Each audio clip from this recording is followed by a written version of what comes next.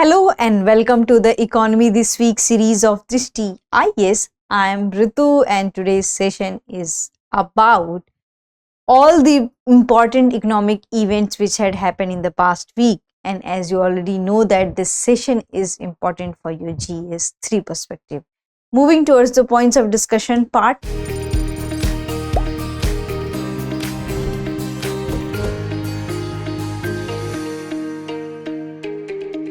So first of all, we are going to discuss about the National Milk Day, and we are also going to discuss about a personality who is known as Milkman of India.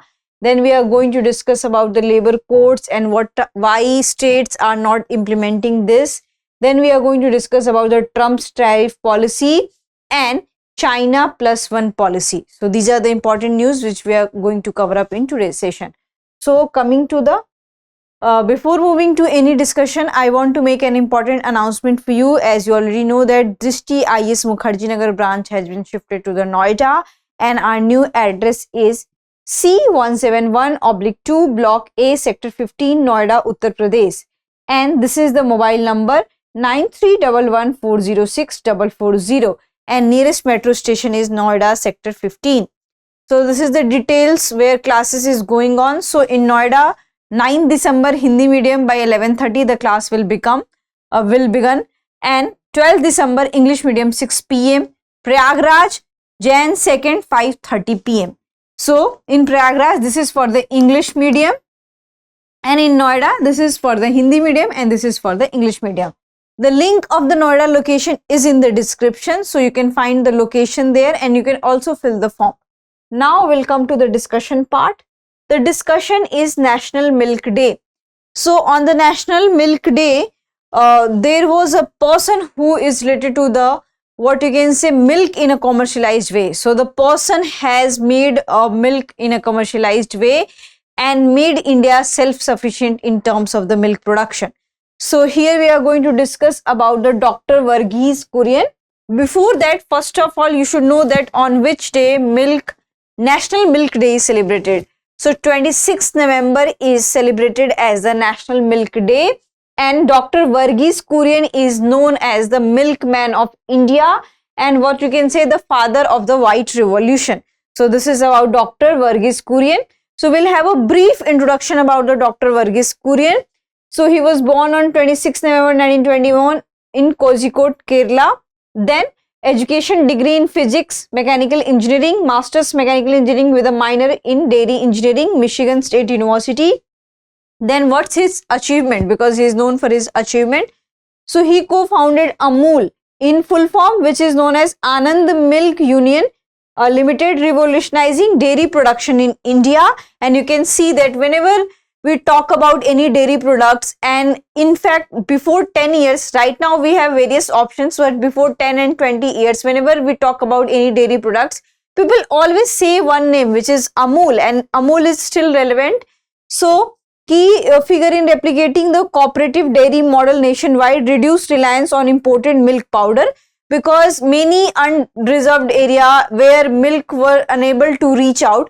So this man had made possible that all those areas who were dependent on the imported milk powder from the other countries, so they had started getting fresh milk and dairy milk. And what awards he has got? So he received Raman Magsaysay Award for community leadership in 1963. This is very much important. Now we'll have more discussion about him. From Amul to Operation Flood, and Operation Flood is related to the milk, which is White Revolution. So in 1964, Prime Minister Lal Bahadur Shastri endorsed the Amul model during his visit to Anand, and in 1965, Kurian became the first chair of National Dairy Development Board based in Anand. There was a launch of Operation Flood in 1970. This is very much important for examination. And what is Operation Flood about? So it is about aim to increase milk production, stabilize prices and empower farmers through cooperatives. Implemented in 3 phases, resulting in India's milk production nearly 21.2 million tons 1968 to 55.6 million tons in 1991 and 2. So what all these things about? Because of his efforts, we can see that there was a cooperative society development in terms of milk, and farmers got an access that how to marketize their milks, how to commercialize their milk. And what we can see that there was a very good production in terms of milk, and it tripled down in 3 centuries. So we started around 1968 to 69, and it was 21.2 million tons, and in 1991 to what we have seen 55.6 million tons. And additional contribution in 1973 established Gujarat Cooperative Milk Marketing Federation, honor of the Amul brand, and founded the Institute of Rural Management Anand to promote rural development leadership. So his contribution is not related to just milk production. He is also known for his community leadership, because all these things requires a cooperation, and with the help of cooperative society, with the help of revolutionizing the rural society, that how to use your products as a resource or as for the money. So this man is responsible for the milk production, and now India is the largest producer of milk around the world, and it produces around 25% of total production of the world.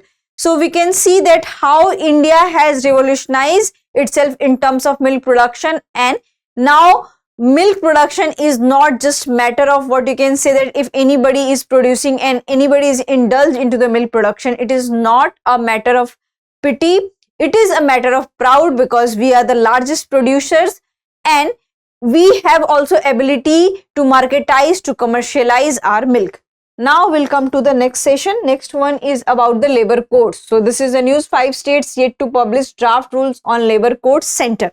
So what we have seen that whenever we talk about the welfare of the labor, when we talk about the social security of the organized laborers and unorganized laborers, we always lack this thing that, you know, why these labor codes are not implemented in a systematic order.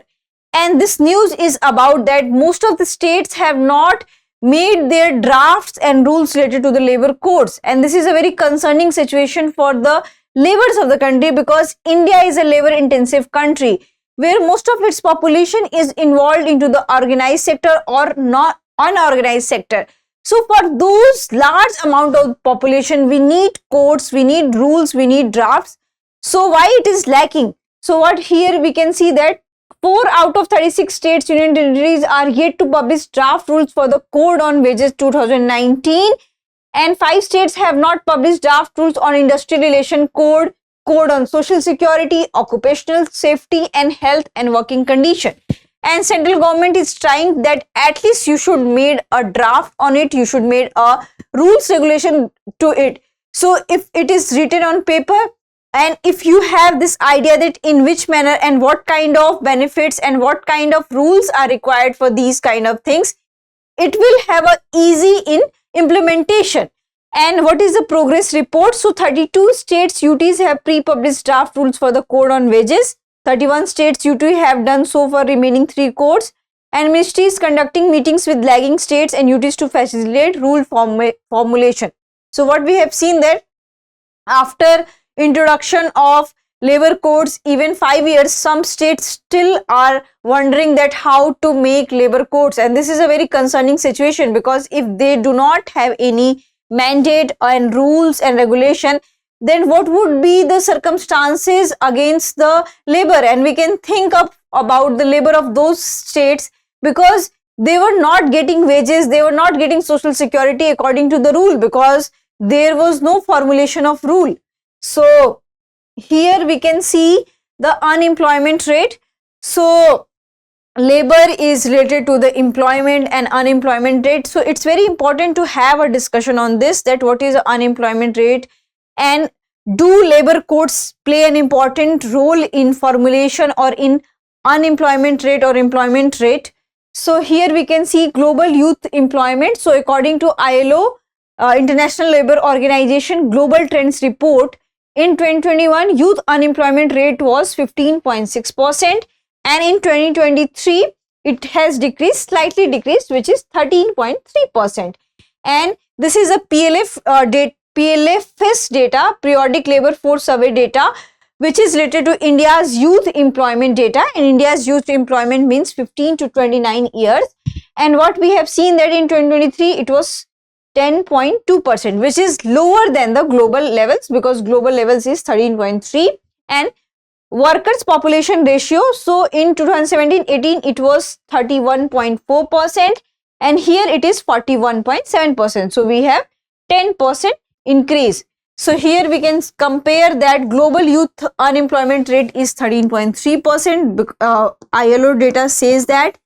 Then PLFS data says that India unemployment rate is 10.2%. So we are 3% less than the global one. And this is the India worker population ratio 2023 for 41.7%. So this data is about the unemployment rate, and should we be proud of such kind of the data? We should not proud of such kind of the data, because we are just seeing here that we are becoming good in terms of the global average, but still what we can see that these amount of people still needs job, and there is a difference in calculation of employment also. So we need to change all those parameters, because this is not just the what you can say data, only this amount of persons are not unemployed. There are also persons who are seasonally unemployed. So these things should be taken care of, and we need definitely, we have to think about the labor codes, the social security, the rules related to the labor codes, because if it will be implemented, might be there are chances that we will decrease this rate. Now we'll come to the next one, which is about the Trump tariff. So this is the news. What are the tariffs and why is Trump laying them on Canada, Mexico and China? So we already know that in USA, President Donald Trump won the election, and there is still 40 or 50 days left to take him as an oath. But before that, he was introducing various administrative changes, economical changes, technological changes, and into all those financial decisions, this is one of them, that President Donald Trump had announced tariff on the 3 countries, which is Canada, Mexico and China. And why these 3 countries are on the target? Because these 3 countries has a largest amount of trade along with the US. So Trump has announced that what you can say 25% tariff on all imports from Canada and Mexico, and along with additional 10% tariff on imports from China. And before that, we should know that what is tariff. So tariff is a tax on imported goods or foreign goods brought into the United States, and it can be into the other countries. So India also levy tariff to other countries. So who pays for the tariff? So this is a question during election which has emerged, that who pays for the tariff.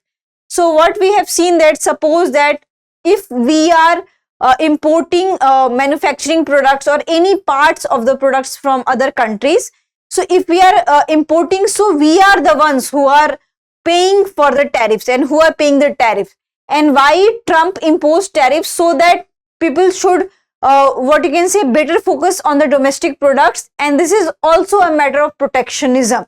So that's why such imposition has been made onto these kind of the products.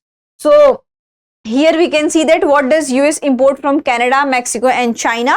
So US company imported over $1.2 ton from Canada, Mexico and China in 2023. And the 3 countries are the US largest trade partners. Canada is the major exporter of crude oil and gas products to the US. Mexico has a major car and auto parts exporter in recent years. And China is the major exporter of electronics like phones and laptops. So we can see that USA is still dependent on these countries. So that's why in order to have a policy of protectionism and in order to maintain the overall trade structure, President Donald Trump had taken such decision. Now we'll come to the next one, which is the China +1. So this is the news. China +1 opportunity opening for India. Tamil Nadu doing its best to attract FDI. Arvind Subramaniam. So what here we can see that there was a what you can say saying, and there was a quote by Arvind Subramaniam, and in that quote, what we got to know that there is a policy of China plus one. So first of all, we should focus on that. What is China plus one policy? So suppose that if there is establishment of a company in China and China has decided to play or to open another branch of its in another country. So that's why it is called as China plus one. And why China has done so? Because of the rising trade tensions, and also it needs to connect with the global world. It also needs to expand from the other worlds. So that's why such policies has been taken by the China. And if China takes such kind of policy and introduce such kind of a policy, India will be also beneficiary, and especially Tamil Nadu, because among the competition among states, Tamil Nadu, there are chances that Tamil Nadu will attract the FDI. So this is about the global dependency on China, and this strategy is emerged in 2013. And choosing a plus one location includes evaluating cost, geopolitical stability, infrastructure, and supplier reputation, and more. So here we can see that Arvind Subramaniam, who is a former chief economic advisor, highlighted that China plus one strategy is creating an opportunity for India to attract foreign direct investment. And when we compare India's FDI to other countries, suppose that Vietnam, China, and Taiwan, so India was less beneficiary of the FDI. So this is the right time that we could attract more FDI to the country, and might be Tamil Nadu will win this race. And it also says that India is a labor intensive country, and because of the less attraction of the FDI, we are not able to progress much whatever it was desired. So this is the China plus one policies, and there are chances that India will take benefit from the China plus one policies.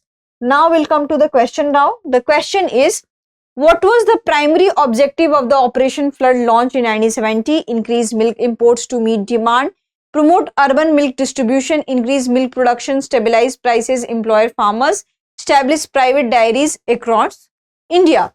So this is another one. What is the China plus one strategy in the context of global business? A strategy to increase export to China, a strategy to diversify global supply chains away from China, a strategy to focus solely on Indian markets, a strategy to expand India's manufacturing base in China.